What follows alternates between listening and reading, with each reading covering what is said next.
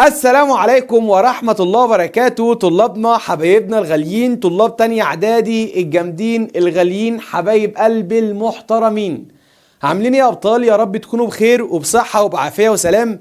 اهلا بكم يا ابطال في الوحدة التانية في الجبر. طبعا الوحدة التانية وحدة جامدة جدا جدا جدا جدا. طبعا يا حبايب قلبي هنقدم ليكم في الوحدة التانية شغل فاخر من الاخر. طبعا يا حبيب قلبي مش هنفضل نتكلم كتير، ويلا بينا نبدأ مع بعض كده في أول درس معانا، والدرس اللي معانا بعنوان حاصل الضرب الديكارتي. طبعا درس جامد جدا جدا جدا، فعشان كده صديقي عايزك تنزل تقدر تعبي ومجهودي. انزل دوس لايك، اشترك في القناة وفعل زر الجرس، ويلا بينا نبدأ مع بعض كده في أول حاجة في الدرس. أول حاجة دلوقتي يا أبطال هنبدأ بيها اسمها الزوج المرتب. عيد تاني كده. أول حاجة هبدأ بيها اسمها الزوج المرتب. يعني يا باشمهندس زوج مرتب. أول حاجة أصدقائي يا حبايب قلبي، ده كده بيمثل زوج مرتب، ده كده بيمثل زوج مرتب. الزوج المرتب اللي معايا ده بيتكون من قيمتين. القيمة الأولى عبارة عن إيه؟ والإيه بتمثل المسقط الأول. القيمة التانية عبارة عن بي، وطبعا البي بتمثل المسقط التاني. عيد تاني كده، أنا عندي زوج مرتب. عيد تاني يا قلبي، عندي زوج مرتب. الزوج المرتب ده بيتكون من مسقطين، مسقط أول ومسقط تاني. ده المسقط الأول وده المسقط التاني. يعني بمعنى صح، أنا لو معايا زوج مرتب بالشكل ده، الزوج المرتب اللي معايا ده في المسقط الاول بكام؟ برافو عليك، شطور، ممتاز، امور. المسقط الاول هنا باتنين. طب المسقط التاني هنا بكام؟ برافو، المسقط التاني هنا بتلاتة. عيد تاني كده، انا معايا زوج مرتب، معايا زوج مرتب. المسقط الاول هنا باتنين، المسقط التاني بتلاتة. طب اشوفك كده فهمت ولا لسه؟ لو انا معايا حبيب قلبي زوج مرتب بالشكل ده، المسقط الاول هنا بكام والمسقط التاني هنا بكام؟ برافو عليك، المسقط الاول هنا باربعة، المسقط التاني هنا بسالب اتنين. كده يا باشمهندس انا فهمت يعني ايه زوج مرتب. لسه في حاجة مهمة جدا هقول لك عليها في الزوج المرتب. الزوج المرتب يا حبايب قلبي بيعبر عن نقطة، بيعبر عن نقطة. النقطة دي يا حبايب قلبي فيها الاكس باتنين وفيها الواي بتلاتة. انا عشان ارسم نقطة على الشبكة البيانية لازم اكون عارف قيمة الاكس واكون عارف قيمة الواي للنقطة. مش فاهم قصدك؟ انا دلوقتي يا حبايب قلبي لو انا جيت قلت لك عايزك تعمل لي النقطة 2 و3 على الشبكة البيانية، اول حاجة ده محور الاكس وده كده محور الواي، محور الاكس ومحور الواي. عايز اقول لك حاجة مهمة جدا، ان المسقط الاول بيمثل قيمة الاكس والمسقط الثاني بيمثل قيمة الواي. يعني هنا يا شباب الاكس باتنين، هنا يا شباب الواي بتلاتة. ممكن نقول المسقط الاول باتنين او قيمة الاكس باتنين. ممكن نقول ان المسقط الثاني بتلاتة او قيمة الواي بتلاتة. تمام. طب دلوقتي يا باشمهندس انا عايز اتكلم عن النقطة 2 و3. النقطة 2 و3 فيها الاكس ب2 والواي ب3. نحط كام للاكس؟ هنا 1 هنا 2 هنا 3. حط كام للواي؟ هنا 1 هنا 2 هنا 3 هنا 4 هنا 5. دلوقتي يا حبايب قلبي النقطة 2 و3، فين النقطة 2 و3؟ النقطة 2 و3 فيها الاكس ب2 الواي ب3. اكس ب2 يا شباب حط ايدك على الاتنين عند الاكس اطلع لل3، يبقى دي النقطة 2 و3. طب بعد كده يا شباب لو انا جيت اقول لك النقطة 3 و2، هل في فرق بين النقطة دي والنقطة دي؟ تعال نشوف. ايه معنى النقطة 3 و2؟ النقطة 3 و2 معناها حط ايدك على التلاتة عند الاكس، 3 على الاكس هنا، وبعد كده حبيب قلبي حط ايدك على الاتنين عند الواي، يبقى 3 عند الاكس 2 عند الواي. لما يجتمعوا مع بعض هيجتمعوا مع بعض في النقطة دي. فكده يا شباب النقطة دي 3 و2 ودي النقطة 2 و3. سؤال مهم جدا كده، نسأل سؤال لحضرتك.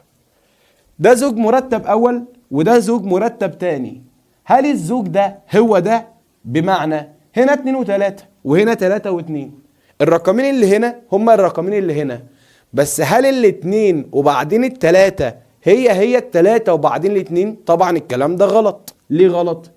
لأن ده يا حباب قلبي لما جيت أرسم النقطة طلع معايا نقطة أولى، ولما جيت أرسم ده طلع معايا نقطة تانية.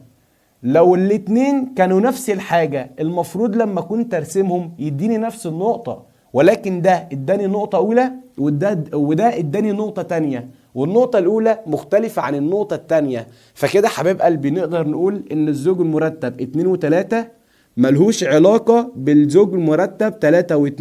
ليه؟ لان هنا قيمة الاكس ب2 انما هنا قيمة الاكس ب3. هل الاتنين هي 3؟ لا. طب هنا قيمة الواي ب3، هنا قيمة الواي ب2، هل التلاتة هي الاتنين؟ لا.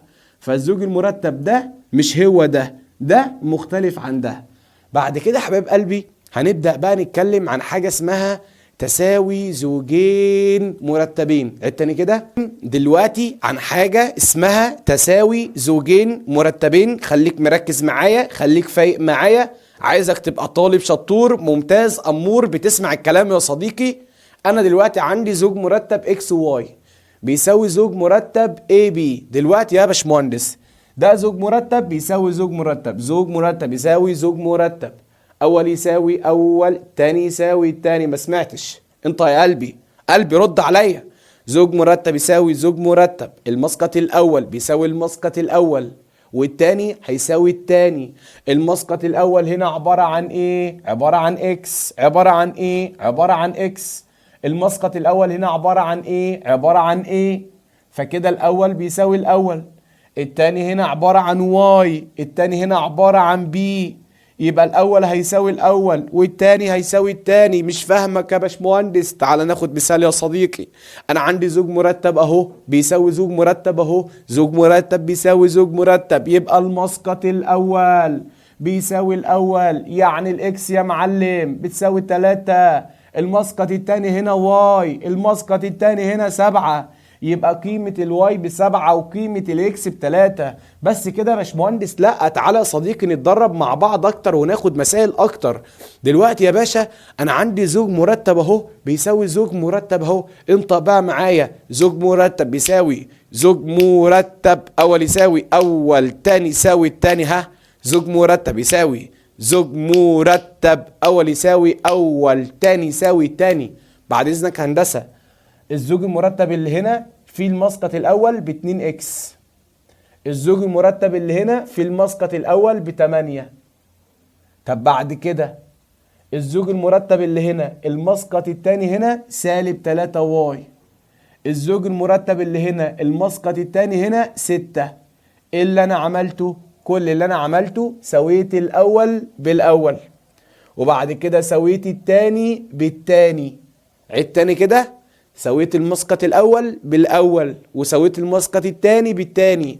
انا عندي هنا 2 اكس بيساوي 8. انا عايز اجيب الاكس يا معلم، الاكس مضروبه في 2، يبقى لازم نتخلص من الاتنين. عشان اتخلص من الاتنين اقسم على الاتنين، اقسم على الاتنين، اقسم على الاتنين، دي مع دي، يبقى الاكس بتساوي 8 على 2، يبقى الاجابه بتاعتنا احلى 4 في الدنيا. طب بعد كده يا باشمهندس هنا الواي مضروبه في -3، اقسم على -3، اقسم على -3، دي مع دي، يبقى الواي بيساوي 6 على -3، الناتج ب2. ايه ده؟ الحمد لله طلعت الواي ب2 وطلعت الاكس ب4.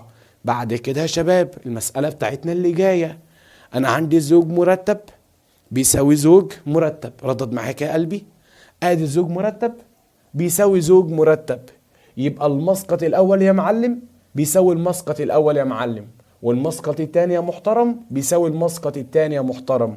بعد اذن حضرتك يا باشمهندس، في ناس لما تيجي تتكلم عن المسقط الاول بتبقى مش بتعرف تحدد فين المسقط الاول ومش بتعرف تحدد فين المسقط الثاني. اولا يا صديقي، اول حاجه عينك على الفاصله، مش دي فاصله؟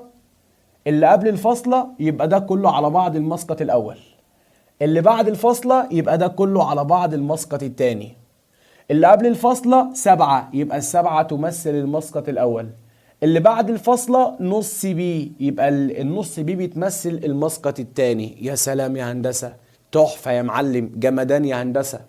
عندي زوج مرتب بيساوي زوج مرتب، انطقيات، برافو عليك. اول يساوي اول، تاني يساوي التاني. الاول هنا عباره عن 2 زائد 1، الاول هنا عباره عن 7. بعد كده اعمل خط كده يا باشا، التاني هنا عباره عن 8، التاني هنا عباره عن نص بي. قشطه يا معلم.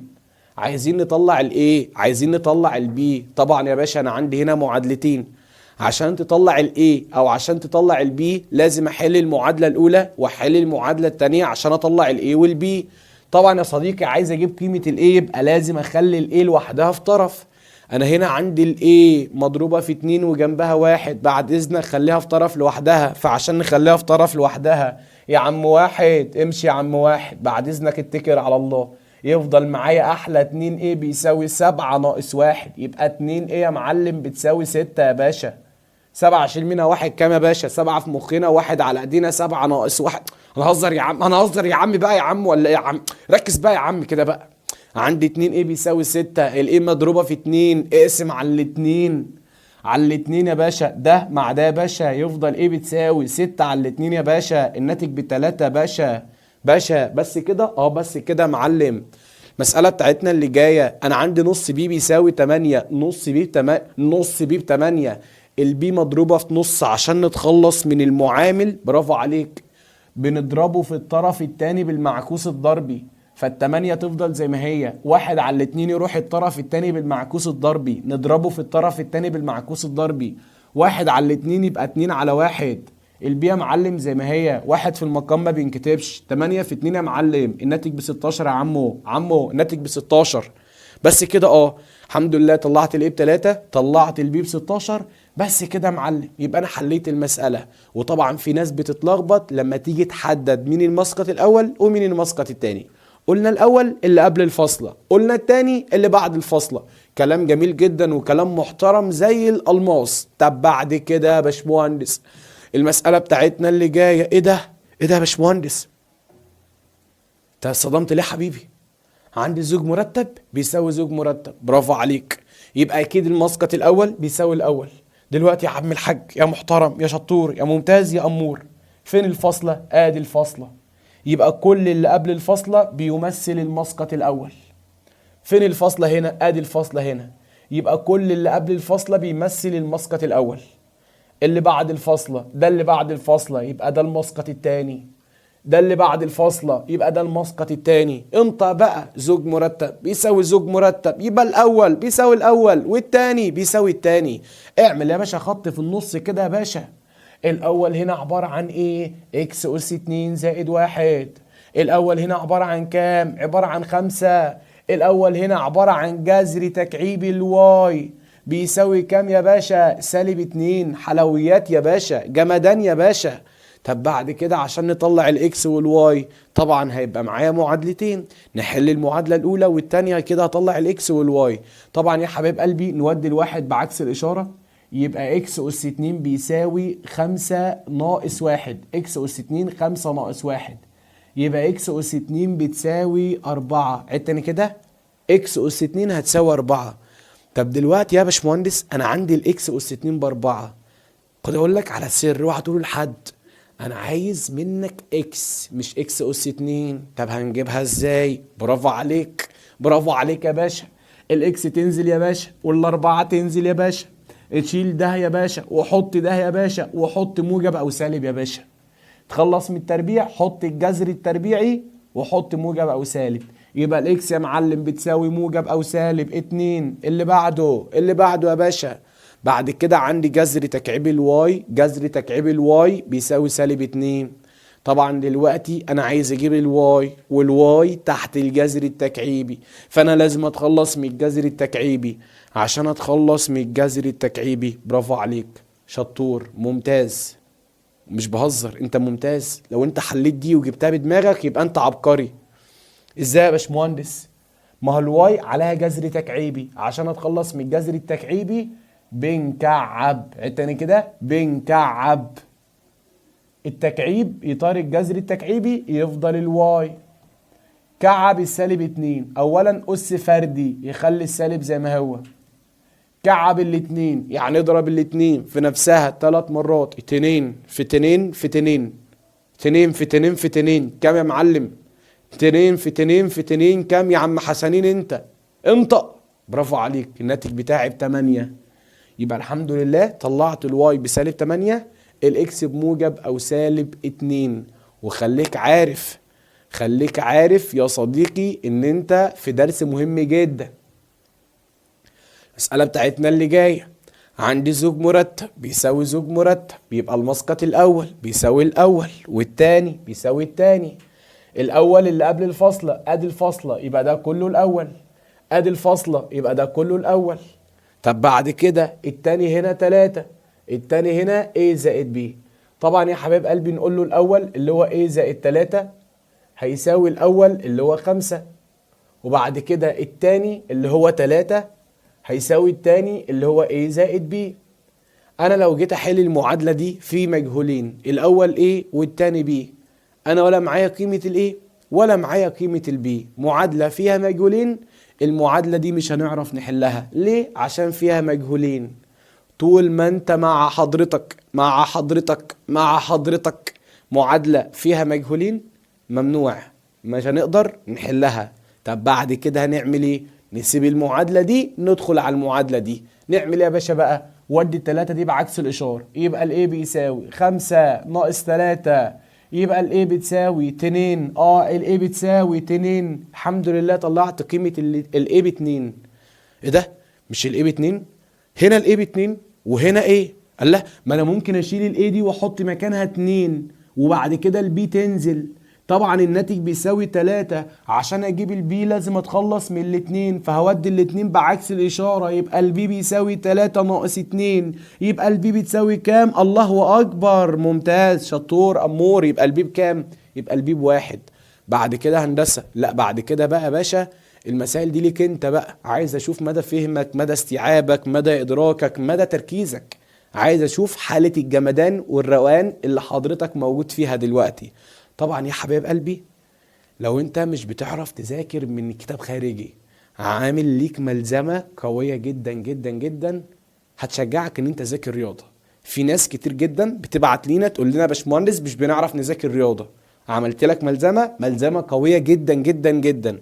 عشان تاخد الملزمة دي طبعا يا صديقي كل اللي انت هتعمله هتبعت لينا رسالة على الواتساب المحترم ده وتقول لهم عايز اشتري الملزمة بتاعت الباشمهندس لأولى اعدادي. وبرضه لو انت مش عايز تتواصل على الواتساب وعايز تشتريها من المنصة على طول، كل اللي انت تعمله هتلاقي لينك المنصة موجود في الديسكريبشن تحت. ولو عايز تحل معانا اكتر وعايز يبقى عليك متابعة، يبقى كل درس عليه واجب، وطبعا بنحل برضه على المنصة في حاجة اسمها متابعة. المتابعة دي باشتراك شهري قيمته 50 جنيه، تدفع 50 جنيه تبقى موجود معانا على المتابعة. ولو اشتركت معانا ترم كامل يبقى ب100 جنيه بس. الترم التاني 3 شهور عاملين عرض جميل جدا، الترم التاني المفروض تدفع 150، ولكن لو اشتركت معانا ترم كامل هنحاسبك حساب شهرين، والشهر التالت هدية من اخوك وحبيب قلبك البقري. تمام؟ عايز تعرف تفاصيل اكتر ابعت رسالة على الواتساب للرقم ده. بعد كده حبيب قلبي طبعا الاسئلة دي برضو هتبقى موجودة معانا على المنصة وموجودة في الملزمة بتاعتنا. بعد كده شباب التمارين دي كلها ليك ولا احلها معاك؟ تعالى احلها معاك عشان انا بحبك وشايف ان انت متلخبط وتايه. تعالى نحل التمارين دي مع بعض. طبعا يا صديقي انا عندي زوج مرتب، انت بقى كده عندي زوج مرتب بيساوي زوج مرتب، برافو عليك، زوج مرتب بيساوي زوج مرتب. يبقى المسقط الاول الجميل الامور المحترم ده المسقط الاول بيساوي المسقط الاول، والمسقط التاني المحترم ده بيساوي المسقط التاني المحترم ده. طبعا هنا 3 بتساوي 3، ولكن انا عندي جذر واي بتساوي كام؟ بتساوي 8. دلوقتي يا حبيب قلبي الواي عليها جذر تربيعي، عشان اتخلص من الجذر التربيعي برافو عليك الله اكبر الله اكبر، عشان اتخلص من الجذر التربيعي نربع الطرفين. عيد تاني كده، نربع الطرفين. التربيعي طار الجذر التربيعي يفضل واي بيساوي التربيعي 8، ربع 8 هنضرب ال8 في نفسها مرتين فالناتج ب64. عيد تاني كده، عشان اتخلص من الجذر التربيعي ربعت، عشان اتخلص من شوية من الجذر التكعيبي كعبت. تربيعي ربعت، تكعيبي كعبت. تصدق حلوة صح؟ تربيعي ربعت، تكعيبي كعبت. عشان اتخلص من الجذر التربيعي ربعت، عشان اتخلص من الجذر التكعيبي كعبت. واحد يقول لي فين الجذر التكعيبي؟ يا حبيبي من شوية كان عندي جذر تكعيب الواي بيساوي -2، قلت لك عشان نتخلص من الجذر التكعيبي ده هنكعب، هنكعب ده يطير الجذر التكعيبي يفضل واي. الجذر بعد كده سالب 2 أس 3 اضرب السالب 2 في نفسها 3 مرات يبقى الناتج بسالب 8. لسه واخدين دي من شوية ولكن بناخد واحدة جديدة. هنا جذر تربيعي، جذر تربيعي ربعت، هنا كعبت، ربعت يعني حطيت أس 2، هنا حطيت أس 3. كلام جميل جدا وكلام محترم يا أصدقائي. طب بعد كده بقى الإجابة بتاعتنا 64 مش موجودة في الاختيارات عادي، لا موجودة اهو. يبقى الإجابة بتاعتنا كام يا باشمهندس؟ الإجابة بتاعتنا بتمثل الاختيار رقم د. بعد كده المسألة بتاعتنا الجميلة الأمورة المحترمة اللي قدامنا، عندنا زوج مرتب يا معلم بتساوي زوج مرتب يا معلم، يبقى المسقط الأول بيساوي الأول هنا عبارة عن واي أس 5. واي أس 5 الأول هنا عبارة عن 32. بعد كده التاني هنا عبارة عن 2. التاني هنا عبارة عن اكس زائد واي. طبعا الاكس مجهول أول، الواي مجهول تاني. معادلة فيها مجهولين مش هنقدر نحلها، اركنها على جنب. اركنها على جنب. واحد يقول لي بدل احنا مش هنقدر نحلها، هو موجودة في المسألة ليه؟ بدل هي موجودة معانا يبقى ليها حل. اقول له برافو عليك، تفكير سليم. احنا هنحلها بس مش دلوقتي، هنحلها في الاخر. هنا عندي واي أس 5 ب 32. ممكن اسألك سؤال جميل جدا. طبعا يا حبايب قلبي واي أس 5 تفضل زي ما هي ال 32. ايه الرقم اللي لو ضربته في نفسه 5 مرات يديك 32؟ برافو عليك، الرقم ده عبارة عن عبارة عن 2. الاتنين لو ضربتها في نفسها 5 مرات يديك 32. طبعا يا صديقي قلنا الكلام ده تحفظه، قلت لك في اولى اعدادي تحفظ الكلام ده، ان ال8 عبارة عن 2 أس 3، وال27 عبارة عن 3 أس 3، وال32 عبارة عن 2 أس 5. وخدنا أرقام زي دي كتير جدا. وخدنا إن ال125 عبارة عن 5 أس 3، وخدنا إن ال64 كام يا باشمهندس عبارة عن 4 أس 3. خدنا الأرقام دي. من ضمنهم بقى إن ال32 2 أس 5. فأنا يا صديقي هشيل ال32 دي وأحط مكانها 2 أس 5. هنا الأس 5 وهنا الأس 5. الأس بيساوي الأس يبقى الأساس بيساوي الأساس. الأساس هنا يا عم الحاج واي، الأساس هنا يا عم الحاج 2، يبقى قيمة الواي ب2. قيمة الواي ب2. إيه ده؟ باشمهندس أنا بقى معايا الواي. خلاص يا باشا، شيل الواي دي وحط مكانها 2. يبقى أنا عندي إكس زائد 2 بيساوي 2 بيساوي 2. ودي الاتنين دي بعكس الإشارة، يبقى الإكس بتساوي 2 ناقص 2. يبقى الإكس بتساوي كام يا هندسة؟ أحلى زيرو في الدنيا. الحمد لله طلعت الإكس بزيرو وطلعت الواي ب2. هو عايز مني في المسألة دي إيه؟ عايز مني إكس، يبقى إكس قيمتها 0، وطبعا الصفر ده بيمثل الاختيار الأول. بعد كده حبيب قلبي طبعا خلاص بقى ولا حل؟ خلاص يا عم هحل معاك المسألة دي. دي يا حبيب قلبي فاصلة يبقى ده الأول، دي فاصلة يبقى ده الأول. يبقى 2 أس إكس ناقص 1 هيساوي 1.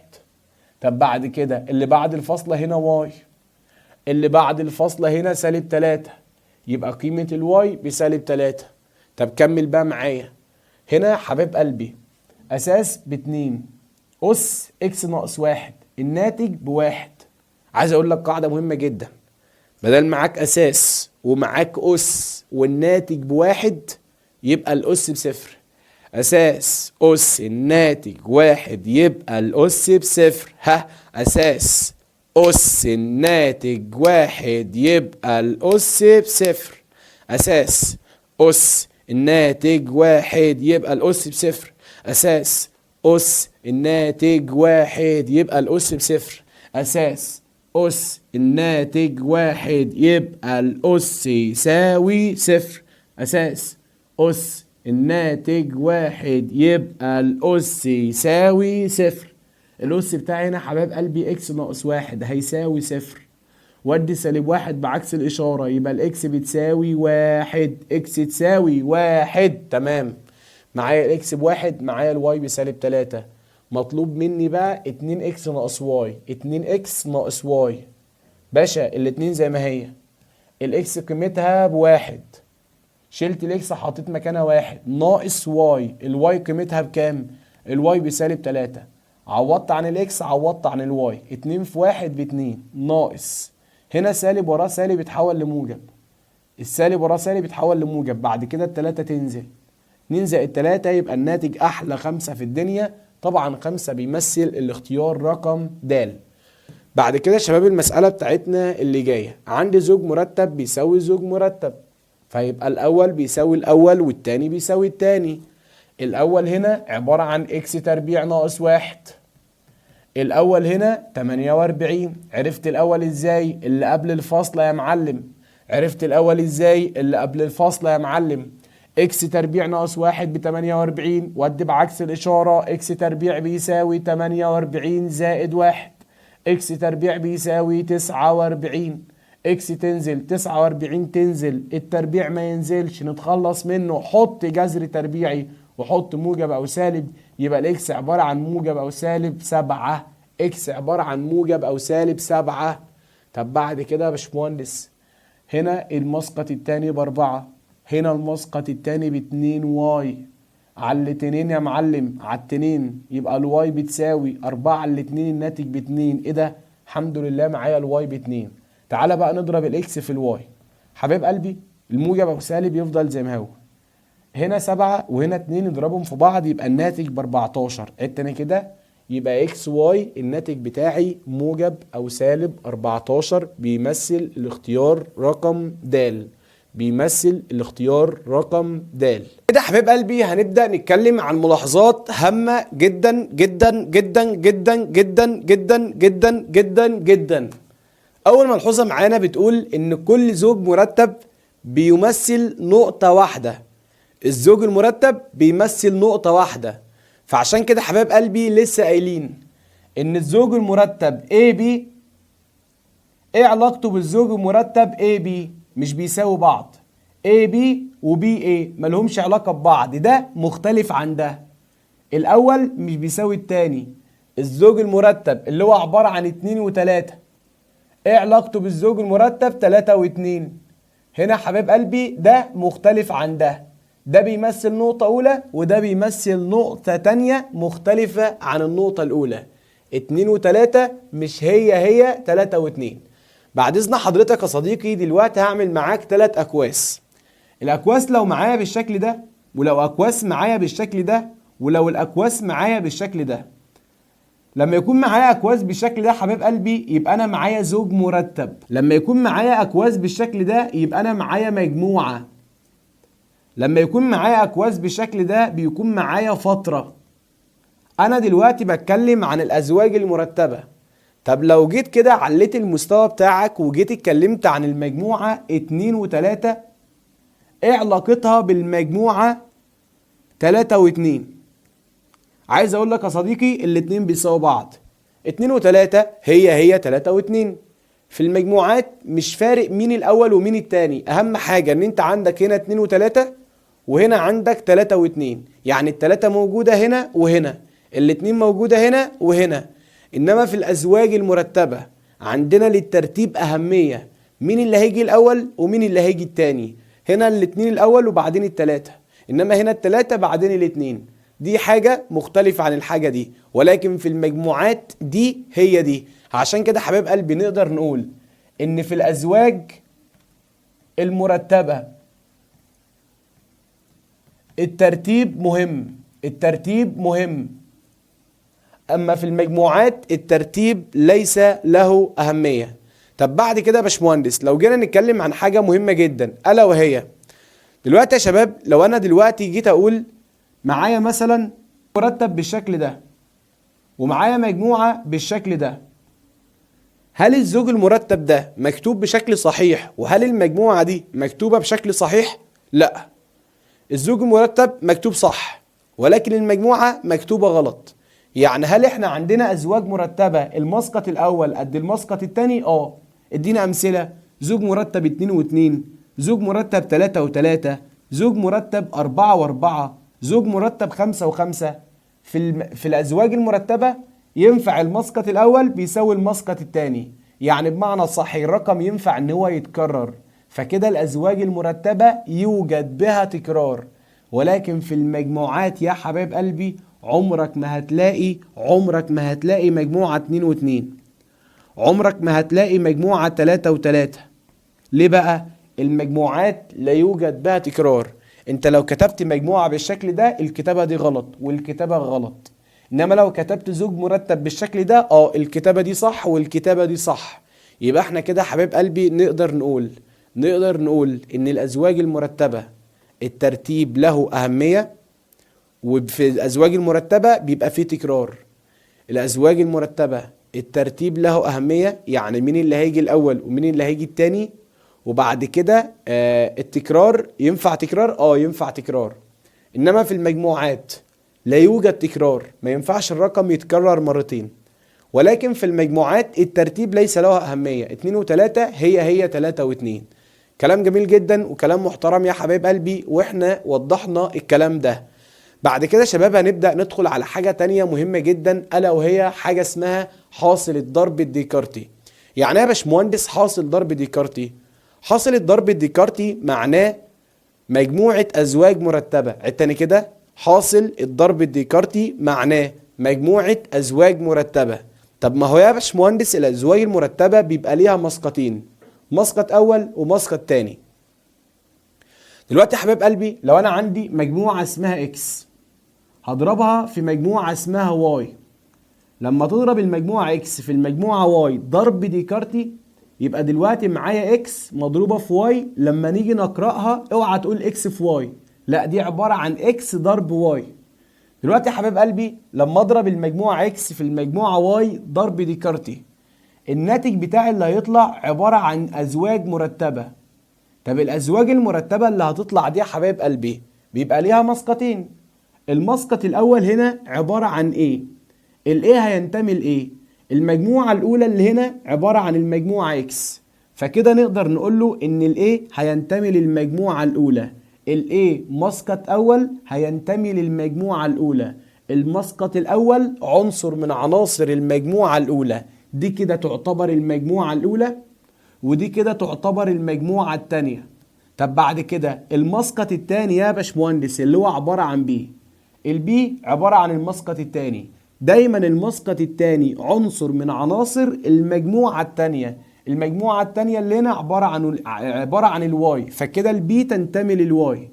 يبقى دلوقتي يا حبيب قلبي لو انا معايا مجموعتين الاولى اسمها اكس والتانية اسمها واي، جيت ضربتهم في بعض ضرب ديكارتي، بعد اذنك اقرأ دي كده هتقول لي اكس في واي؟ لا، دي عبارة عن اكس ضرب واي. عيد تاني كده، دي عبارة عن اكس ضرب واي. طب لما تضرب الاكس في الواي هيبقى عبارة عن ايه؟ هيبقى عبارة عن ازواج مرتبة. المسقط الاول في الازواج المرتبة دي عنصر من عناصر المجموعة الاولى، والمسقط الثاني عنصر من عناصر المجموعة الثانية. طب بعد اذن حضرتك يا باشمهندس، بعد اذن حضرتك تعال نكمل مع بعض. لو انا جيت اتكلم عن حاصل الضرب الديكارتي للمجموعة واي، عندي مجموعة واي هضربها في المجموعة اكس. في فرق كبير جدا يا حبايب قلبي بين اكس ضرب واي وواي ضرب اكس. لما اضرب المجموعة واي في المجموعة اكس هيبقى الناتج بتاعي حبايب قلبي عبارة عن ازواج مرتبة. هنا المجموعة الاولى يعني اول مجموعة ظهرت معايا هي المجموعة واي، ودي تعتبر المجموعة التانية. دي المجموعة اللي ظهرت معايا رقم 2، دي المجموعة رقم 1 ودي المجموعة رقم 2. بحيث يا حبايب قلبي ان المسقط الاول دايما المسقط الاول عنصر من عناصر المجموعة الاولى. المجموعة الاولى هنا عبارة عن ايه؟ برافو عليك، المجموعة الاولى هنا عبارة عن واي، فالايه عبارة عن عنصر من عناصر الواي. وهنا البي عبارة عن المجموعة التانية، عبارة عن المسقط التاني، فالمسقط التاني عنصر من عناصر المجموعة التانية، يعني البي هتنتمي للمجموعة التانية اللي هي عبارة عن اكس. طبعا يا حبيب قلبي الموضوع سهل وبسيط جدا، هيبقى واضح لما نبدأ نتدرب وناخد مسائل. دلوقتي يا حبيب قلبي هنبدأ ناخد مع بعض كده اول مثال على الضرب الديكارتي، واوعدك ان المثال ده هيظبط الدنيا. دلوقتي احنا عندنا مجموعة اكس، المجموعة اكس يا حبايب قلبي فيها 3 عناصر، العنصر الاول ب1، التاني ب2، التالت ب3. وعندنا مجموعة اسمها واي فيها عنصرين، العنصر الاول ب2، العنصر التاني ب5. طب بعد كده يا باشمهندس مطلوب من حضرتك ايه؟ مطلوب من حضرتك اكس ضرب واي. طبعا يا حبايب قلبي عشان نجيب اكس ضرب واي ركز في كل خطوة كل كلمة هقولها. دلوقتي يا حبيب قلبي انا عندي اكس عايز اضربها في واي، يبقى نقول له اكس ضرب واي. اول حاجه حبايب قلبي ننزل المجموعه اكس زي ما هي. المجموعه اكس عباره عن 1 بعد كده 2 بعد كده 3. المجموعه اكس عناصرها 1 2 3. بعد كده يا شباب هننزل المجموعه واي. عيد تاني كده. بعد كده هننزل المجموعه واي. المجموعه واي العناصر بتاعتها عباره عن كام؟ عباره عن الاتنين وعباره عن الخمسه. طب دلوقتي يا باشمهندس انا عايز اجيب المجموعه الاولى ضرب المجموعه الثانيه. ازاي نقدر نضرب المجموعه الاولى في المجموعه الثانيه؟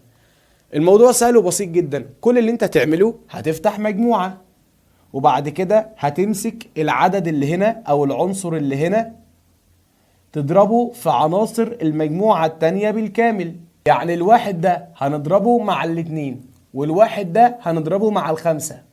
1 ضرب الاتنين، اوعى تقول لي 1 في 2 سامعك تقول لي الناتج ب2، غلط يا قلبي. 1 ضرب الاتنين يبقى الإجابة بتاعتي عبارة عن زوج مرتب 1 و2. طب بعد كده يا باشمهندس 1 ضرب الخمسة يبقى زوج مرتب 1 و5. كلام جميل جدا وكلام محترم. اللي أنا عملته مع الواحد هعمله مع الاتنين، هعمله مع التلاتة. تعالى دلوقتي يا هندسة نضرب الاتنين مع الاتنين والاتنين مع الخمسة. 2 ضرب 2 يبقى الإجابة بتاعتي زوج مرتب 2 و2. بعد كده يا باشمهندس 2 ضرب 5 يبقى زوج مرتب 2 و5. كده أنا اشتغلت على الواحد واشتغلت على الاتنين. تعالى بقى نشتغل على الكام؟ على التلاتة. هنقول دلوقتي 3 ضرب 2 يبقى زوج مرتب 3 و2.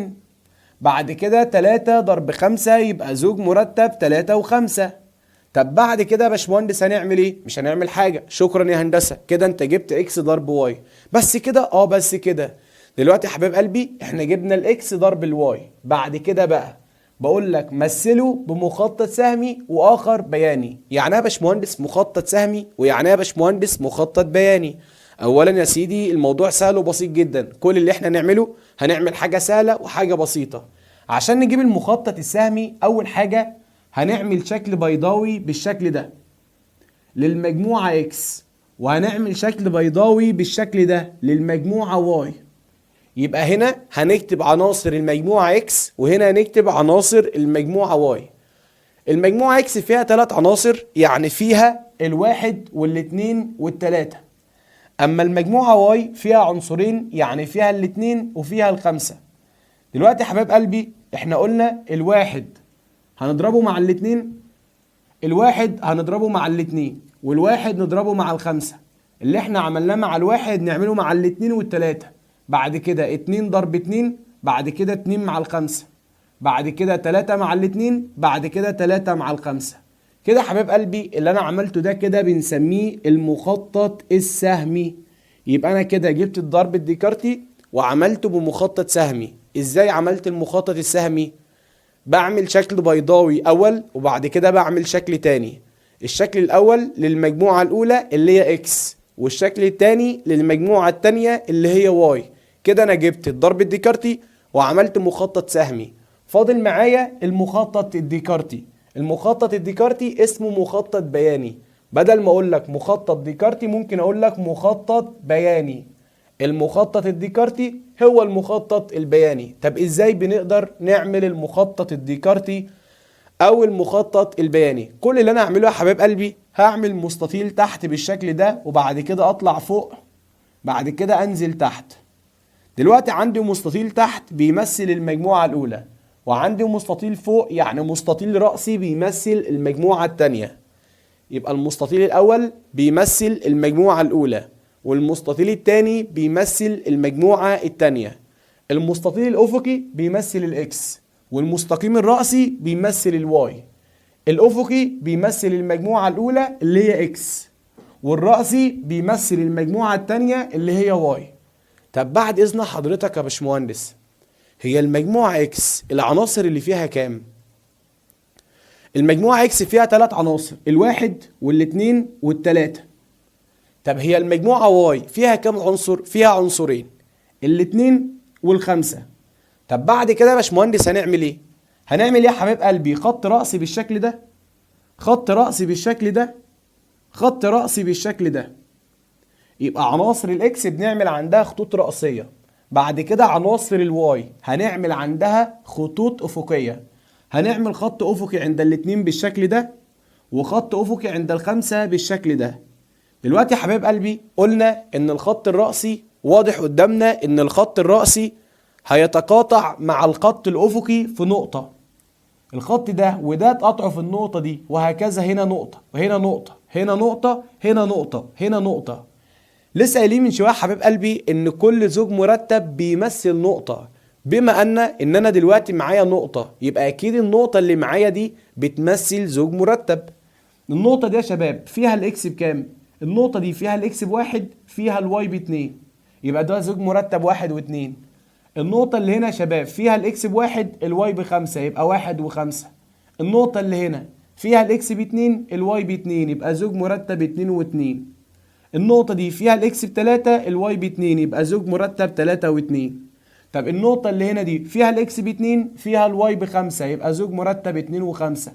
النقطة دي فيها الاكس بتلاتة، الواي بخمسة، يبقى زوج مرتب تلاتة وخمسة. وانا كده حبايب قلبي يكون جبت المخطط البياني اللي هو بين قوسين اسمه المخطط الديكارتي. يا رب تكون الفكرة وصلت لحضرتك. مسألة تحفة يا معلم، مسألة جميلة جدا جدا جدا. ممكن تكون حاسس ان الموضوع كبير حبتين، حضرتك حاسس ان هو كبير حبتين عشان يا باشا انت اول مرة تاخد المسألة دي، ولكن بالتكرار يا معلم الاسئلة هتظبط معاك ومفيش حاجة هتبقى واقفة معاك خالص ابدا. دلوقتي هندخل على مثال كمان هنظبط بيه الدنيا.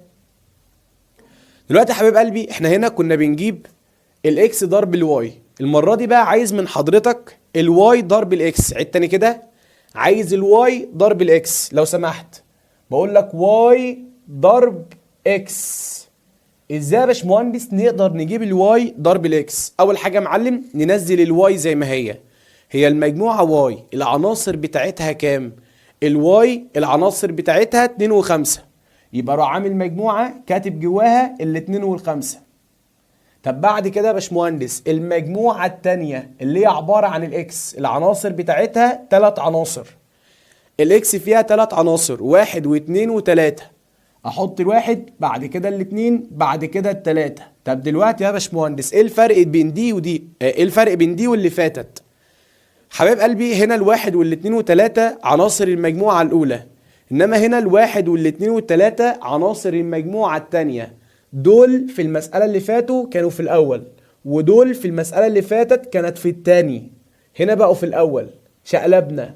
في فرق كبير بين دي واللي فاتت. تمام كده الفكرة بقت واضحة. المجموعة اللي عناصرها 2 و5 هنا تعتبر المجموعة الأولى، إنما في المسألة اللي فاتت المجموعة اللي العناصر بتاعتها 2 و5 كانت المجموعة التانية. طب دلوقتي يا باشمهندس إزاي نقدر نضرب المجموعتين دول في بعض؟ أول حاجة يا صديقي الموضوع سهل وبسيط جدا. هنمسك عناصر المجموعة الأولى نضربها ضرب ديكارتي مع عناصر المجموعة التانية. نضرب الاتنين مع الواحد والاتنين مع الاتنين والاتنين مع التلاتة. يبقى الإجابة بتاعتنا يا حبيب قلبي أول حاجة نفتح مجموعة وبعد كده يلا نضرب. 2 مع 1 يبقى زوج مرتب، برافو عليك 2 و1. 2 مع 2 شطور ممتاز أمور يبقى 2 و2. 2 مع 3 يبقى زوج مرتب 2 و3. كده يا حبايب قلبي كده يا حبايب قلبي ضربنا الاتنين في عناصر المجموعة التانية بالكامل. بعد كده تعالى نجيب 5 ضرب عناصر المجموعة التانية بالكامل. اضرب 5 مع 1 يبقى برافو عليك زوج مرتب 5 و1. اضرب 5 مع 2 يبقى زوج مرتب 5 و2. بعد كده اضرب ال5 مع ال3 يبقى زوج مرتب 5 و3. بس كده هندسة؟ بس كده. كده ضربت الاتنين وضربت الخمسة، ما عادش فيه عناصر تاني، يبقى كده انا جبت الواي ضرب الاكس. بعد كده طالب مني مطلوبين كمان، عايز مني المخطط السهمي وعايز المخطط الديكارتي. طبعا يا حبيبي الموضوع سهل وبسيط جدا. عشان نجيب المخطط السهمي هعمل شكل بيضاوي اول وهعمل شكل بيضاوي تاني. هنا الاكس وهنا يا باشمهندس الايه الواي. لو عملت كده غلط، غلط. ليه بقى؟ لان يا حبايب قلبي الشكل الاول للمجموعه الاولى والشكل الثاني للمجموعه الثانيه. المجموعه الاولى اللي هنا اسمها واي، يبقى هنا الواي. المجموعه الثانيه هنا اكس، يبقى الشكل البيضاوي الثاني للمجموعه الثانيه اللي هي اكس. في ناس حافظه ان الاكس دايما في الاول. مش شرط مش شرط مش شرط. اللي دايما في الاول المجموعه الاولى. المجموعه الاولى هنا واي، يبقى الواي هي اللي في الاول. الاكس هنا المجموعه الثانيه، يبقى الشكل الثاني بيعبر عن المجموعه اكس. الشكل البيضاوي رقم 2 بيعبر عن المجموعه اكس. طب عناصر الواي بكام يا هندسه؟ عناصر الواي 1 و2 ولا كام؟ اسف، عناصر الواي 2 و5. اما عناصر الاكس عباره عن 1 و2 و3. يلا يا هندسه نضرب عناصر الواي مع عناصر الاكس. 2 مع الواحد، 2 مع الاثنين، 2 مع الثلاثه. بعد كده يا باشمهندس 5 مع الواحد، بعد كده 5 مع الاثنين، بعد كده 5 مع الثلاثه. بس كده يا باشمهندس؟ بس كده. طب بعد كده يا باشمهندس عايزين نعمل بقى مخطط ديكارتي. طبعا كل اللي انا اعمله هعمل مستطيل افقي بالشكل ده، وبعد كده اطلع فوق انزل تحت اعمل مستطيل رأسي بالشكل ده. بمعنى صح عملت افقي ورأسي. طبعا يا حبايب قلبي الافقي بيمثل المجموعه الاولى. الاولى هنا واي. دايما الافقي للمجموعه اللي جت في الاول، والرأسي للمجموعه اللي جت في الاخر، يعني المجموعه الثانيه. هنا المجموعه الثانيه اكس، يبقى هنا الاكس. طب بعد كده يا باشمهندس عناصر الواي عباره عن الاثنين والخمسه. عناصر الاكس عباره عن 1 2 3. طب نعمل ايه بقى؟ برافو عليك، هنعمل خطوط افقيه وخطوط رأسيه عند كل عنصر من عناصر الواي. يعني كل عنصر من عناصر المجموعه الافقيه اللي هي المجموعه الاولى هنعمل خط رأسي. خط رأسي بالشكل ده. العناصر اللي هنا نعمل عندها خط افقي بالشكل ده. طب بعد كده يا باشمهندس هنعمل ايه؟ طبعا كل خط رأسي اتقاطع ايه اللي انا بقوله ده؟ تقاطع مع خط افقي في نقطة. طبعا يا حبايب قلبي دي النقطة بتاعتنا، ودي نقطة ودي نقطة. اضحك عليا، اضحك اضحك. ودي النقطة الثالثة والرابعة الخامسة السادسة. طبعا قلنا ان كل نقطة بتمثل زوج مرتب، او كل زوج مرتب بيمثل نقطة. طبعا الزوج المرتب اللي معايا هنا يا حبايب قلبي دلوقتي يا حبايب قلبي النقطة اللي هنا بتمثل زوج مرتب. النقطة دي مسقطها الأول 2، مسقطها التاني 1. النقطة دي مسقطها الأول ب2، التاني ب2. بعد كده النقطة اللي هنا مسقطها الأول ب2، التاني ب3. بعد كده يا باشمهندس النقطة اللي هنا مسقطها الأول 5، التاني 1، يبقى 5 و1. النقطة دي مسقطها الأول 5، التاني 2، يبقى 5 و2. طب النقطة اللي هنا المسقط الأول 5، التاني 3. كلام جميل جدا وكلام محترم. كده يا حبيب قلبي ده كده بيمثل المخطط الديكارتي. وبعد كده يا شباب ده بيمثل المخطط السهمي. تمام. يبقى احنا كده يا حبيب قلبي وضحنا وقلنا ازاي تجيب الضرب الديكارتي، وازاي تعبر عن الضرب الديكارتي بالمخطط السهمي والمخطط البياني اللي هو الديكارتي.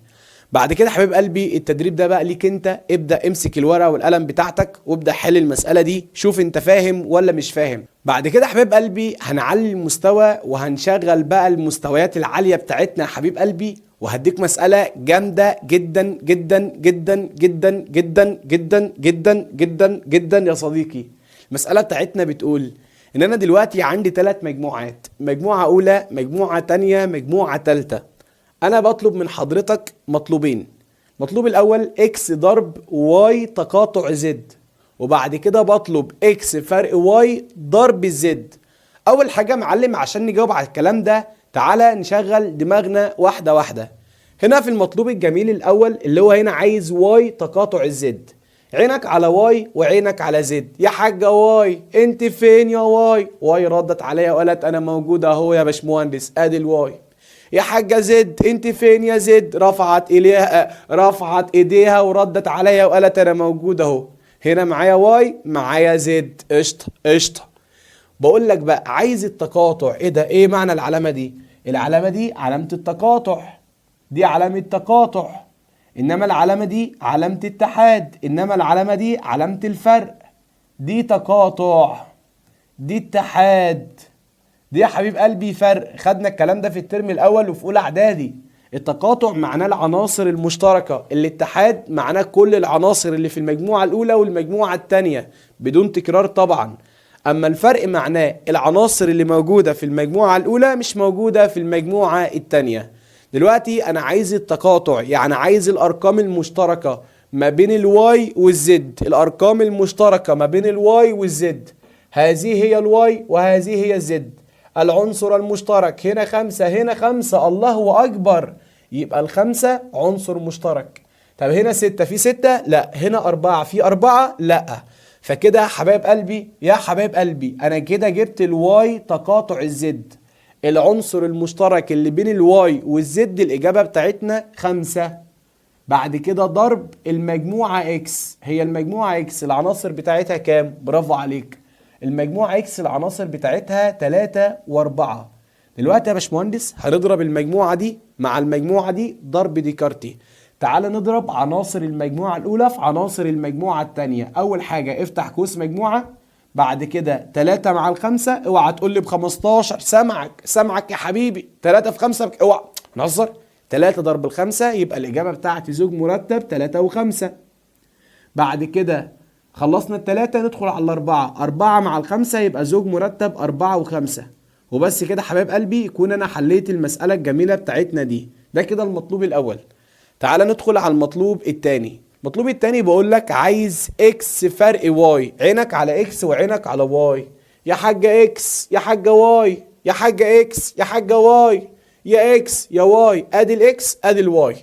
اول حاجة قبل ما تجيب اي حاجة في اكس واي لازم تعرف مين العناصر المشتركة. هنا 4 5 هنا 3 4، 4 5 3 4، 4 5 3 4. ايه ده؟ ده الاربعة بتتكرر، الله اكبر. كده حبايب قلبي الاكس والواي لو سألتك على التقاطع اللي ما بين الاكس والواي هتقول الاربعة. طب لو سألتك على اللي موجود في اكس مش موجود في واي، اللي موجود في اكس مش موجود في واي التلاتة، اما اللي موجود في الواي مش موجود في الاكس الخمسة. الخمسة هنا مش هنا، اللي في الواي مش في الاكس الخمسة، اما اللي في الاكس مش في الواي التلاتة. انا بقى بسألك على اللي موجود في اكس مش موجود في واي، اللي موجود هنا مش موجود هنا، برافو عليك، اللي موجود هنا 3. كلام جميل جدا وكلام محترم. ضرب المجموعة زد، الزد فيها عنصرين، الستة والخمسة. طبعا يا حبايب قلبي نضرب عناصر المجموعة الأولى مع عناصر المجموعة التانية ضرب ديكارتي. يلا يا باشا، 3 مع الستة يبقى زوج مرتب يا صديقي 3 و6.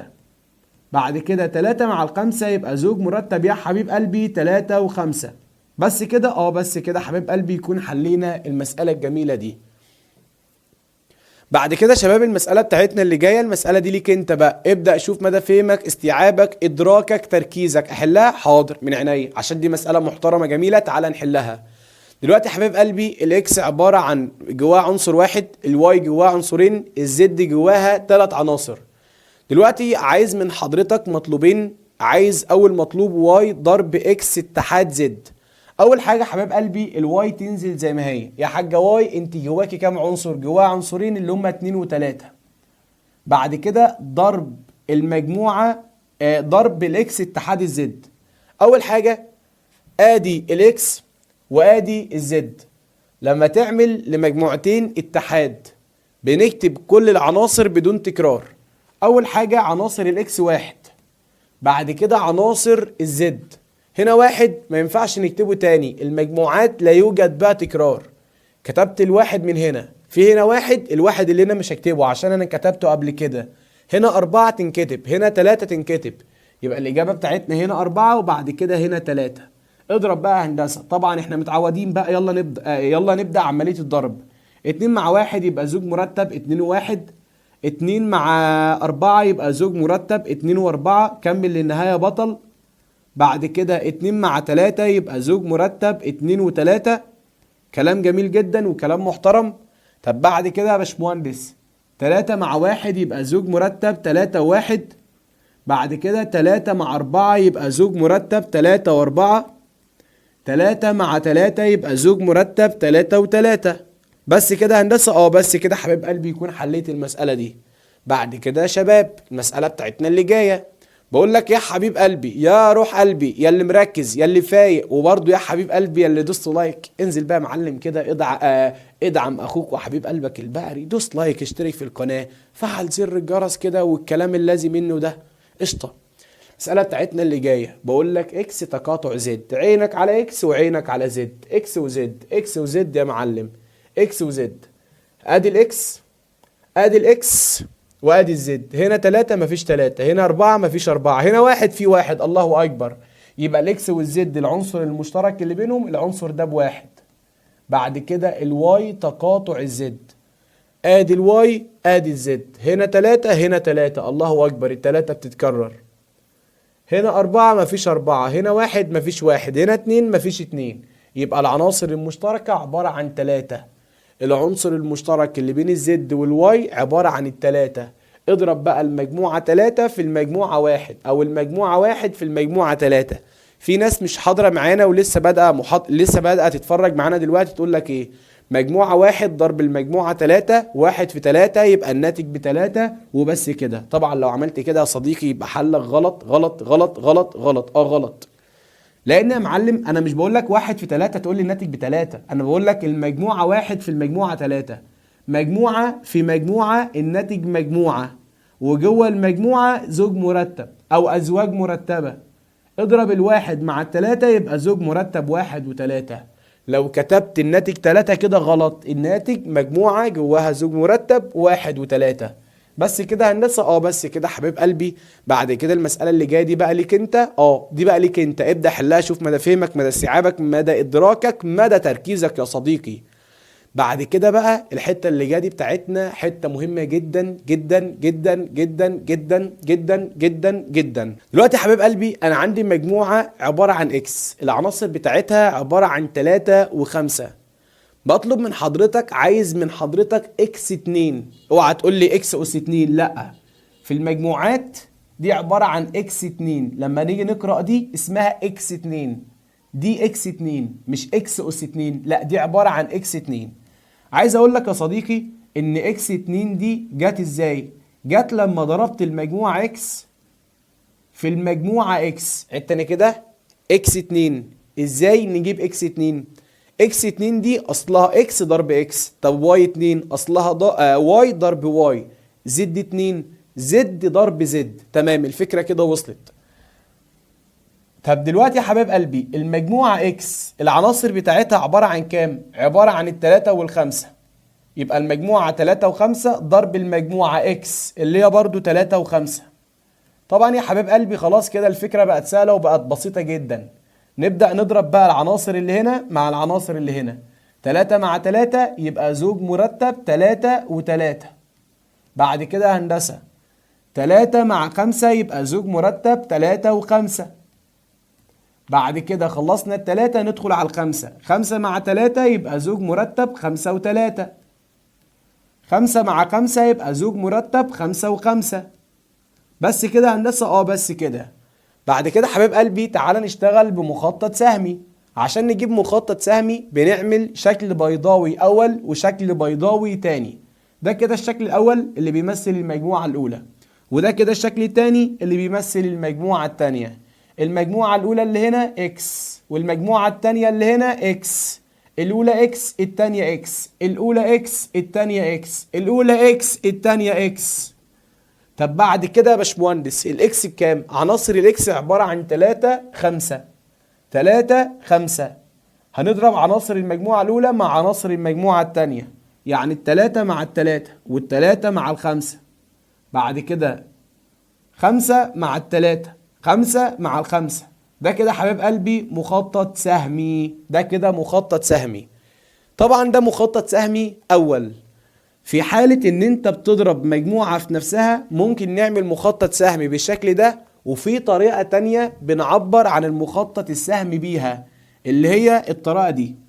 الطريقة دي بنعملها لما تضرب مجموعة في نفسها.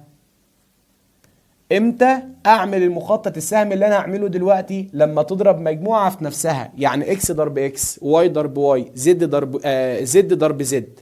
تمام. بعد كده يا باشمهندس عناصر الاكس عبارة عن التلاتة والخمسة. هنا حبيب قلبي 3 وهنا حبيب قلبي الخمسة. دلوقتي اول زوج مرتب معانا عبارة عن 3 و3. بعد اذن حضرتك ايه معنى الزوج المرتب 3 و3؟ ايه معنى الزوج المرتب 3 و5 ايه معنى الزوج المرتب؟ 5 و3 ايه معنى الزوج المرتب؟ 5 و5. 3 و3 الكلام ده معناه ان في سهم هيطلع من التلاتة يروح للتلاتة. 3 و5 الكلام ده معناه ان في زوج مرتب هيطلع من التلاتة يروح للخمسة. طب الزوج المرتب 5 و3 معناه ان في سهم هيطلع من الخمسة يروح للتلاتة. هنا في سهم هيطلع من الخمسة يروح للخمسة. اول زوج مرتب 3 و3 في سهم هيطلع من التلاتة يروح للتلاتة. طبعا يا حبيب قلبي التلاتة هنا هيطلع منها سهم يروح للتلاتة، مفيش تلاتة هنا تاني. بدل مفيش تلاتة مرتين، التلاتة موجودة مرة واحدة، فالسهم هيطلع من التلاتة ويرجع للتلاتة. معنى ان السهم طلع من التلاتة ورجع للتلاتة يبقى انت كده معاك زوج مرتب 3 و3. طب بعد كده الزوج المرتب التاني 3 و5 الكلام ده معناه ان في سهم هيطلع من التلاتة يروح للخمسة. ادي التلاتة هيطلع منها سهم يروح للخمسة، يبقى انا كده عملت الزوج المرتب 3 و5. طب بعد كده يا باشمهندس الزوج المرتب اللي جاي عبارة عن 5 و3، يعني سهم هيطلع من الخمسة يروح للتلاتة. ادي الخمسة هيطلع منها سهم يروح للتلاتة، ادي السهم اللي طلع. طب بعد كده يا باشمهندس الزوج المرتب بتاعنا اللي جاي 5 و5. كلمة 5 و5 ان انت هتطلع سهم من الخمسة ويرجع للخمسة، ادي السهم اللي طلع وهيرجع تاني. تمام يا باشمهندس، يبقى ده كده حبيب قلبي مخطط سهمي. ده كده مخطط سهمي. امتى نشتغل على المخطط السهمي بالشكل ده؟ لو كان المجموعة تضربها في نفسها. عايز اقول لك معنى ان السهم طلع من العنصر ورجع للعنصر دي بنسميها يا شباب كده في الرياضة عروة. عروة اقراها زي ما تقراها، بس انت كده فهمت معناها. لما يكون معاك سهم بالشكل ده يبقى العنصر طلع السهم طلع من العنصر ورجع لنفس العنصر. كده احنا فهمنا الفكرة ووضحنا وكل حاجة حبيب قلبي. بعد كده بقى نقلب على جزئية بعد كده، والجزئية اللي جاية مهمة جدا جدا جدا يا شباب. بعد كده حبيب قلبي هنتكلم عن حتة هامة جدا جدا جدا جدا جدا، ألا وهي عدد عناصر حاصل الضرب الديكارتي. دلوقتي يا حبيب قلبي انا لما ضربت المجموعه لما ضربت اكس ضرب اكس طلع معايا حبيب قلبي ازواج مرتبه. ده الزوج المرتب الاول، وده الزوج المرتب الثاني، وده الثالث، وده الرابع. انا دلوقتي بقى لو جيت سالت حضرتك وقلت لك كام زوج مرتب طلع معايا، هتقول لي 4 ازواج مرتبه. هتقول لي 4 ازواج مرتبه. طب في المساله اللي فاتت او المساله دي لما ضربت المجموعة دي في المجموعة دي طلع معايا كام زوج مرتب؟ برافو عليك، طلع معايا زوج مرتب واحد. طب هنا لما ضربت المجموعة دي في المجموعة دي طلع معايا كام زوج مرتب؟ ادي 1 ادي 2 ادي 3 ادي 4 ادي 5 ادي 6. يبقى عدد الازواج المرتبة اللي طلعت معايا عبارة عن 6 ازواج مرتبة. طب دلوقتي يا باشمهندس بدل ما اجي اكتب لك كده عايز عدد عناصر حاصل الضرب الديكارتي، كلمة عدد عناصر هنختصرها ونعبر عنها بحرف ال N. يبقى أول ما تشوف حرف ال N يبقى ده معناه عدد العناصر. أول ما تشوف حرف N يبقى ده بيعبر عن عدد العناصر. أنت عايز تجيب عدد عناصر الضرب الديكارتي مثلا X ضرب Y، يبقى لما تشوف دي معناها عدد الأزواج المرتبة اللي نتجت من ضرب الإكس مع الواي. طب دي معناها يا باشمهندس عدد الأزواج المرتبة اللي نتجت من ضرب الواي مع الواي، وهكذا. طب دلوقتي يا حبيب قلبي لو احنا عندنا مجموعة اسمها اكس، لو انا رحت جاي طالب من حضرتك كده ان اكس، ايه معنى ان اكس دي؟ دي معناها عدد عناصر المجموعة اكس. طب لو انا عندي مجموعة اسمها صاد وكتبت لك المجموعة بتاعتنا بالشكل ده، ايه معنى عندي مجموعة اسمها واي كتبت لك المجموعة بالشكل ده، هنا ان وهنا واي، يبقى الاجابة بتاعتي بكام يا باشمهندس؟ يبقى الاجابة بتاعتي معناها عد العناصر اللي موجودة داخل المجموعة واي. عد العناصر اللي داخل المجموعة واي، دي معناها عدد الازواج المرتبة، هنا معناها عدد عناصر الاكس، هنا معناها عدد عناصر الواي. بعد كده حبايب قلبي هنقول قانون مهم جدا، حاجة هنتكلم عنها، نقول ان اكس ضرب واي الإجابة بتاعتي يا حبايب قلبي عبارة عن ان اكس في ان واي. يعني لو انت عايز تجيب عدد عناصر الحاصل الضرب الديكارتي، عدد الازواج المرتبة اللي بتنتج من الضرب الديكارتي، هنضرب عدد عناصر المجموعة اكس في عدد عناصر المجموعة واي. طب لو انت حبيب قلبي معاك كده ان اكس 2 مش اكس تربيع، ان اكس تربيع معناها عدد الازواج المرتبة اللي نتجت من ضرب المجموعة اكس في نفسها. الاجابة بتاعتنا هتبقى عبارة عن ان اكس ولكن الكل تربيع، دي معناها مربع عدد عناصر المجموعة اكس. طب لو احنا جينا اشتغلنا على واي، جينا قلنا ان واي تربيع، لا ان واي 2، دي معناها عبارة عن ان واي الكل تربيع. طبعا يا باشمهندس لما نبدأ ناخد مسائل الكلام بتاعنا هيبقى واضح دلوقتي. لما اطلب منك ان واي 2 معناها هنربع عدد عناصر الواي، ان اكس 2 هنربع عدد عناصر الاكس. طيب ان اكس ضرب واي معناها ان اكس في ان واي. طب بعد كده يا باشمهندس مسألة جميلة جدا جدا جدا جدا اللي جاية هتظبط معانا الدنيا. اخر حاجة اتكلم عنها يا حبيب قلبي، بقول لك ان اكس ضرب فاي. في حاجة نسيت اقولها، ان انا يا حبيب قلبي لو ضربت المجموعة اكس مع المجموعة فاي الاجابة بتاعتي فاي. المجموعة واي ضرب المجموعة فاي الاجابة بتاعتي فاي. فاي لما تضربها ضرب ديكارتي مع اي مجموعة ربنا سبحانه وتعالى خلقها الاجابة بتاعتي فاي. فاي في اي حاجة الاجابة فاي. فاي في اي حاجة الناتج بفاي.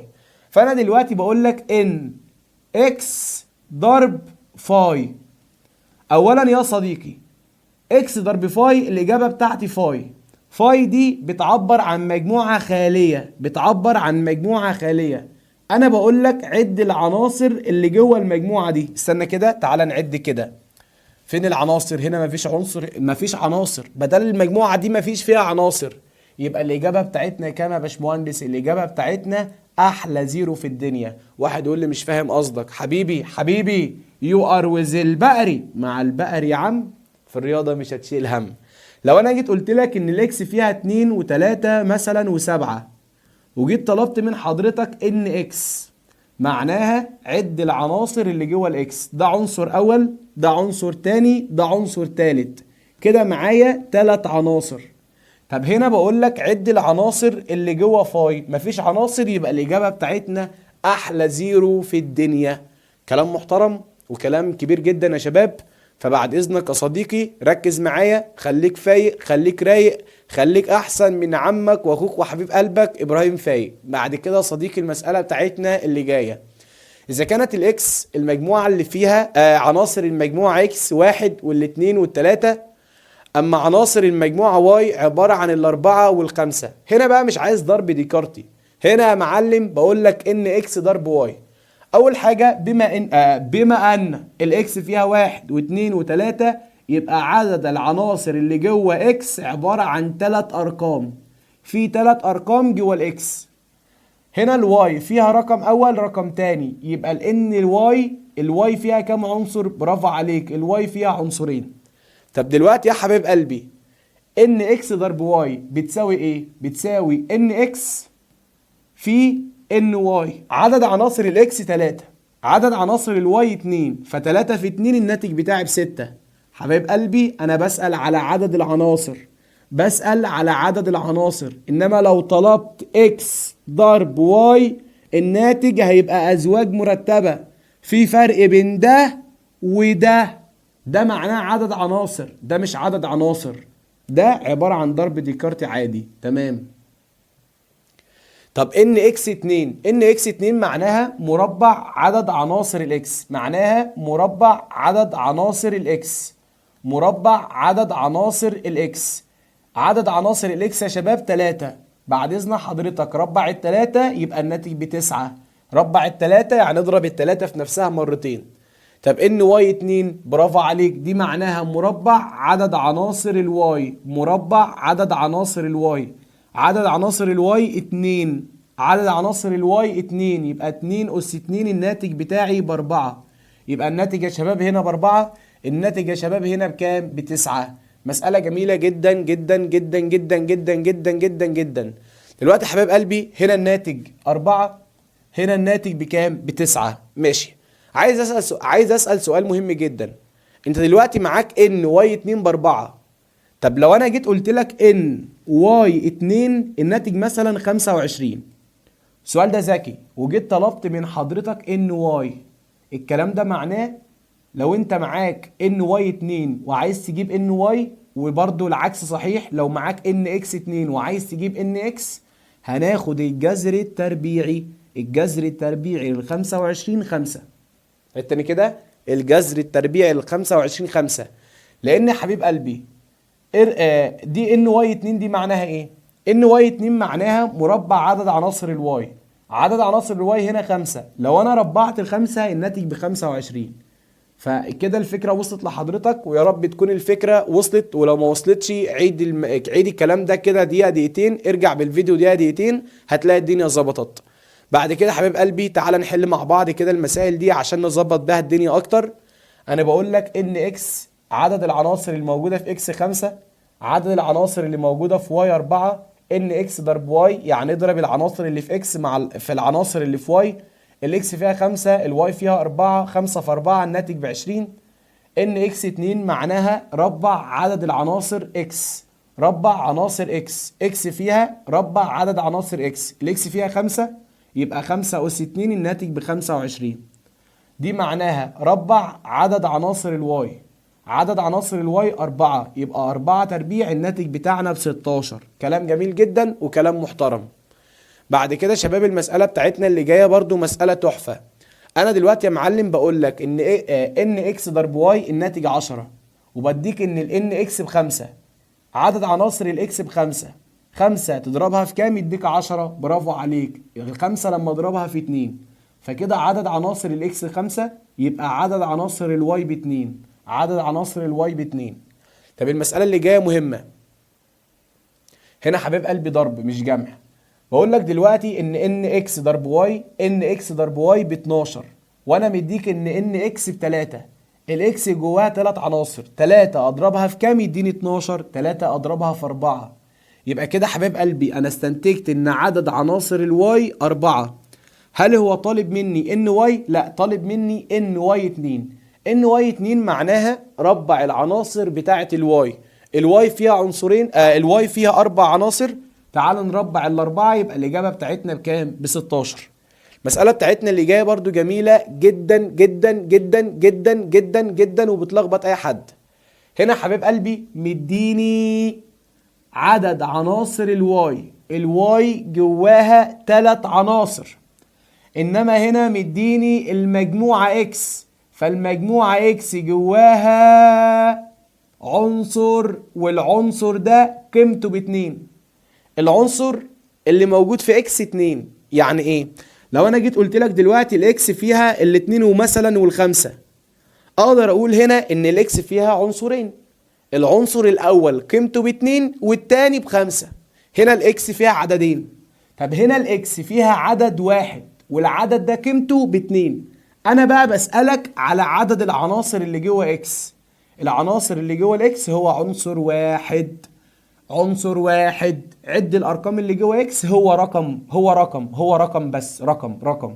يبقى العناصر اللي جوه الاكس واحد. هنا بقى بيسألني على ان اكس ضرب واي.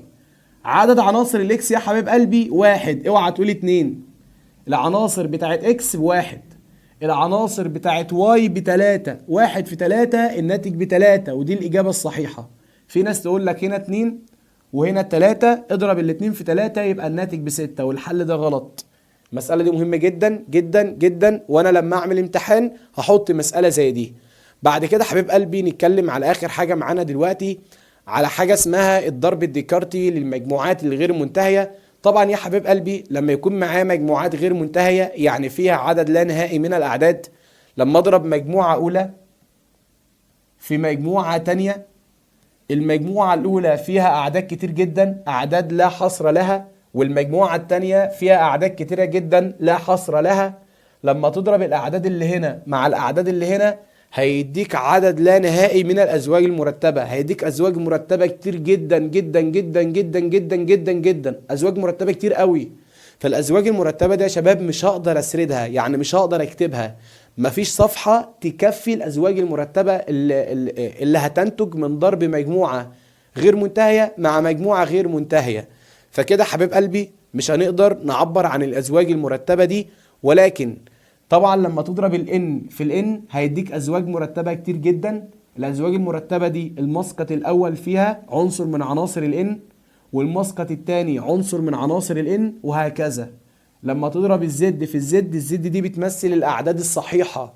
لما تضرب الأعداد الصحيحة مع الأعداد الصحيحة ضرب ديكارتي، الناتج هيبقى عدد لا نهائي من الأزواج المرتبة، وهكذا الكيو مع الكيو، الار مع الار. تمام يا شباب ولا مش تمام؟ تمام. دلوقتي يا حبايب قلبي الأزواج المرتبة اللي أنا اتكلمت عنها أزواج مرتبة كتير جدا. طبعا الأزواج دي نقدر نمثل بعضهم على الشبكة البيانية. يعني إيه؟ مثلا يا حبايب قلبي لو أنا معايا زوج مرتب 1 و2، وجيت سألت حضرتك الواحد ده ينتمي لإيه ضرب إيه؟ الواحد ده ممكن أقدر أقول عليه إن هو عدد صحيح، صح؟ أو ممكن أقول عليه عدد طبيعي، والاتنين عدد طبيعي، فممكن أقول الواحد واتنين ينتمي لإن ضرب إن. طب لو انا جيت قلت لك مثلا -1 ومثلا 3، السالب 1 ده مش طبيعي، السالب 1 ده عدد صحيح، والتلاتة برضو عدد صحيح، فممكن اقول -1 و3 ينتمي لايه يا باشمهندس؟ برافو عليك، هينتمي العدد الاول ينتمي للاعداد الصحيحة، والعدد الثاني ينتمي للاعداد الصحيحة، فينتمي للزد ضرب زد، وهكذا.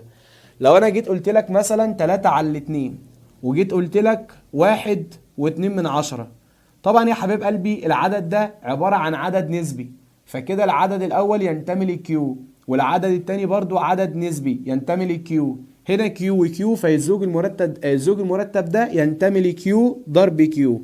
وبس كده حبيب قلبي يكون وضحنا كل الكلام اللي أنا قصدي عليه. وطبعا الكلام ده هيبقى واضح لما نبدأ نحل. وطبعا يا حبيب قلبي حصة الحل هتبقى موجودة معانا على المنصة. حابب تنضم للمنصة وتعرف الشغل اللي هيتم على المنصة؟ ابعت يا صديقي رسالة على الواتساب على الرقم ده يا معلم، ابعت رسالة. وبس كده خلصت كل اللي انا عايز اقوله. ومع الهندسة حضرات انسى صعوبة الرياضيات، ويا صديقي يا صديقي ذاكر اول باول.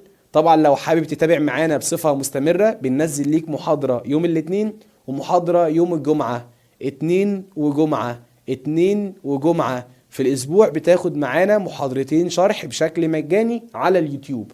وبس كده خلصت كل اللي انا عايز اقوله. ومع الهندسة حضرات انسى صعوبة الرياضيات.